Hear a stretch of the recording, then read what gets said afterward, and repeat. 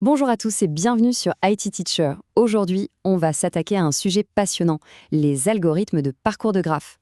Plus précisément, on va décortiquer le parcours en largeur et le parcours en profondeur.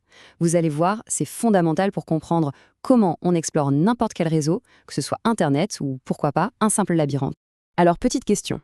Comment fait un GPS pour trouver l'itinéraire le plus court en quoi? Une demi-seconde? Ou comment un réseau social arrive à nous suggérer des amis qu'on connaît peut-être? Eh bien, la réponse à tout ça, elle se trouve dans un truc qui s'appelle la théorie des graphes, et surtout dans la manière dont on les explore. Voilà le plan de match pour aujourd'hui. D'abord, on pose les bases des graphes. Ensuite, on se penche sur le parcours en largeur, le BFS, avec un exemple concret. On fera pareil pour le parcours en profondeur, le DFS, et pour finir, on verra lequel choisir et surtout, pourquoi. Allez, on attaque. Section 1, l'exploration des graphes. On va voir ce que c'est et pourquoi c'est si important. Alors, un graphe, c'est quoi au juste? Le plus simple, c'est de l'imaginer comme une carte de ville par exemple. Les villes, ce sont les sommets, et les routes qui les relient, ce sont les arêtes. Et ce modèle, qui a l'air tout bête, est en fait hyper puissant. Il permet de modéliser des trucs super complexes, comme tout l'Internet avec ses milliards de pages et de liens, ou encore les connexions entre les gens sur un réseau social. Ok, mais à quoi ça sert concrètement de parcourir un graphe? En fait, ça veut juste dire le visiter de A à Z, mais de façon méthodique. Et c'est essentiel pour plein de choses. Par exemple, pour vérifier que tous les ordinateurs d'un réseau peuvent se parler, ou pour planifier des tâches qui doivent se faire dans un certain ordre.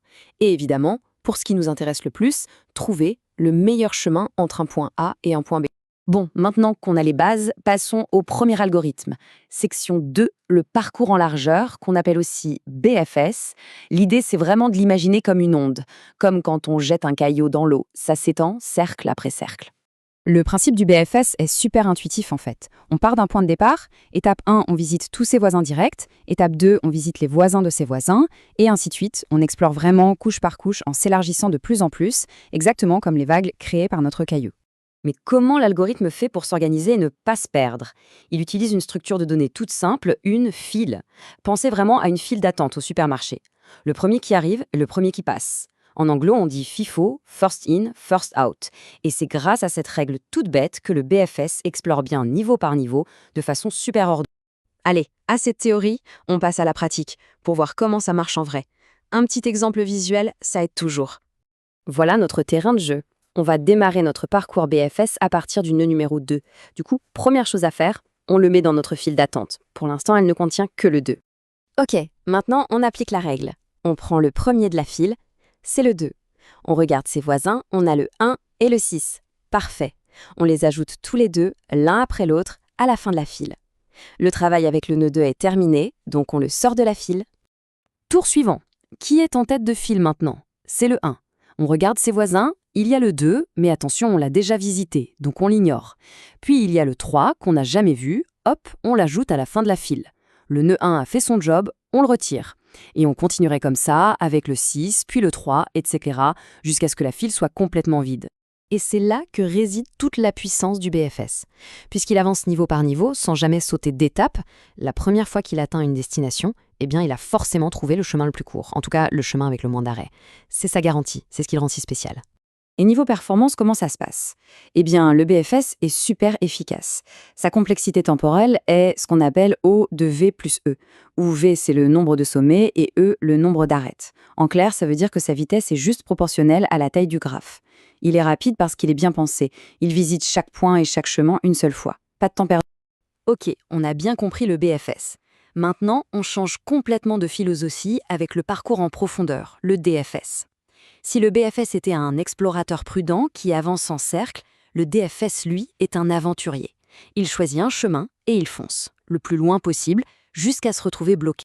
La grosse différence, elle est là. Le BFS utilisait une file, premier arrivé, premier servi. Le DFS, lui, utilise une pile, pensez à une pile d'assiettes. On prend toujours celle du dessus, la dernière qu'on a posée. C'est le principe LIFO, last in, first out. Et ce petit changement de structure de données, ça change absolument tout dans la stratégie d'exploration. On ne s'élargit plus, on plonge. Concrètement, le DFS suit un chemin jusqu'à ce qu'il ne puisse plus avancer. Là, il fait demi-tour. C'est ce qu'on appelle le backtracking. Il revient sur ses pas jusqu'au dernier croisement où il y avait un autre choix possible. Et il explore cette nouvelle branche. Pour s'y retrouver, il utilise une sorte d'oratage. Il note quand il découvre un nœud pour la première fois et quand il a fini d'explorer toutes les possibilités à partir de ce nœud. Regardons ça en action. On part du nœud 0. Le DFS ne va pas visiter tous les voisins. Non, il en choisit un, disons le 3, et il fonce. Du 3, il continue, vers le 4, il va aussi loin qu'il peut. Et à chaque fois qu'il découvre un nouveau nœud, il note le temps de découverte. Quand il arrive au bout d'une branche, par exemple après avoir exploré tout un chemin, il revient en arrière. Et en revenant, il note une heure de fin pour chaque nœud. C'est comme s'il disait « Ok, j'ai fini d'explorer tout ce qui était accessible par ici ». Ensuite, il retourne à un croisement précédent et il tente un autre chemin, une branche qu'il n'avait pas encore prise. Et voilà le travail. À la fin, chaque nœud a une heure de début et une heure de fin. Le truc qui est vraiment cool avec ça, c'est que ces intervalles de temps nous disent comment l'exploration s'est déroulée. Si l'intervalle d'un nœud est entièrement contenu dans celui d'un autre, ça veut dire qu'il a été exploré pendant que l'autre était en cours d'exploration. Ça nous donne la structure de l'arbre de parcours en fait.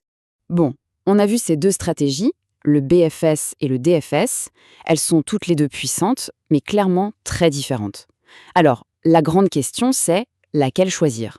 Ce tableau résume parfaitement le match. Le BFS, avec sa file, est le champion pour trouver le chemin le plus court. C'est parfait pour un GPS ou pour trouver le lien le plus direct entre deux personnes sur un réseau social. Le DFS, avec sa pile, ne garantit pas le chemin le plus court, mais il est génial pour des problèmes comme la résolution de labyrinthes, où il faut explorer une piste à fond avant de faire demi-tour. Côté vitesse, c'est match nul. Les deux sont très efficaces. Donc pour conclure ce face-à-face, il n'y a pas un algorithme qui est meilleur que l'autre dans l'absolu. Tout dépend du problème à résoudre. On cherche le chemin le plus court, c'est le BFS, sans hésiter. On veut juste savoir s'il existe un chemin ou explorer toutes les options en profondeur, alors le DFS est l'outil qu'il nous faut. Et voilà, on a fait le tour. Ce qu'il faut vraiment retenir, c'est que les graphes, en fait, ils sont partout autour de nous. La prochaine fois qu'on lance une recherche sur Internet ou qu'on suit un itinéraire sur une carte, on pourra penser à ces petits algorithmes qui explorent des millions de possibilités en un clin d'œil. Et ça ouvre la porte à une question intéressante, quels autres problèmes de tous les jours pourraient être modélisés et résolus en les voyant comme un graphe ? C'est à méditer.